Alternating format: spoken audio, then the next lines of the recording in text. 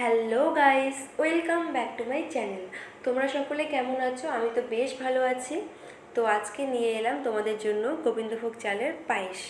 তোমরা যারা ভাবছো যে পায়েস বানাবো কিন্তু বানাতে পারছো না, তো তোমরা কিন্তু তাহলে আমার এই রেসিপিটি ট্রাই করতে পারো। আশা করি ভালোই হবে। আর কি সুন্দর একটা গন্ধ বেরোচ্ছে আমার এই পায়েসটা থেকে। তার মধ্যে যদি হয় এরকম গোবিন্দভোগ চাল, তাহলে আর আটকায় কে? আঙুল না চেটে কেউ উঠবে না। তাহলে চলো শুরু করা যাক রেসিপিটি।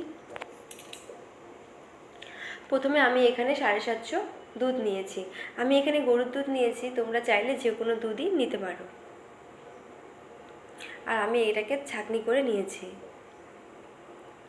তারপর আমি এটা চুলার উপর বসিয়ে দিলাম গরম করার জন্য। আর এদিকে আমি হাতের আন্দাজে 100 থেকে 150 গ্রাম চাল নিলাম। চালটাকে আমি ভালো মতো ধুয়ে দুধে ততক্ষণ পর্যন্ত দেবো না যতক্ষণ দুধে একটু গরম হয়ে যাচ্ছে, একটু দুধের বগল উঠে যাচ্ছে। তারপর একটু গরম হওয়ার পর দুধের উপর চালটা আমি দিয়ে দেব।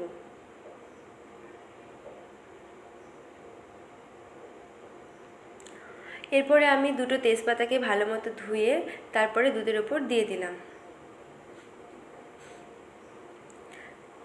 এরপরে দেখো কিছু এলাচ আছে এখানে, সেই এলাচগুলোকে আমি শিলনোড়া দিয়ে থেতো করে তারপরেই দুধের উপর দেব। এটা থেকে কিন্তু খুব সুন্দর একটা গন্ধ বেরোয়।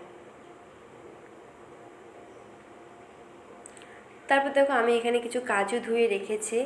আর আমার কাছে আজকে কাজুর পরিমাণটা কম, তোমরা চাইলে আরও বেশি করে দিতে পারো। আমার কাছে কম, তো আমি আজকে এটুকুই দেব।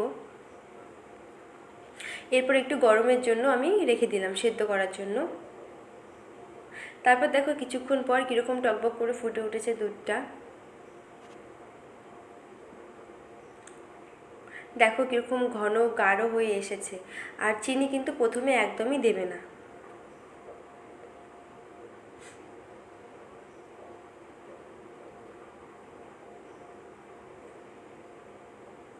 আর যখন এরকম গাঢ় হয়ে আসবে তখন কিন্তু নাড়াচাড়া করতে হবে, নয়তো নিচে লেগে যাবে।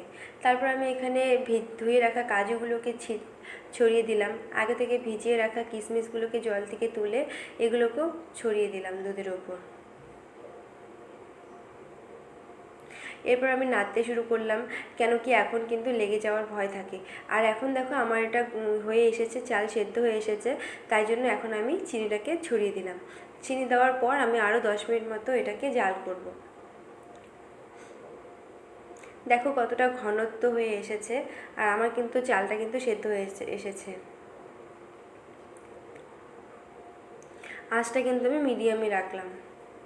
আর এখন কিন্তু অনবরত নাড়তে হবে, না হলে কিন্তু লেগে যাবে। আর লেগে গেলে কিন্তু পায়েস ভালো লাগবে না। দেখো টকবক করতে শুরু করেছে, তো আমি এখন এটাকে নামিয়ে নেব।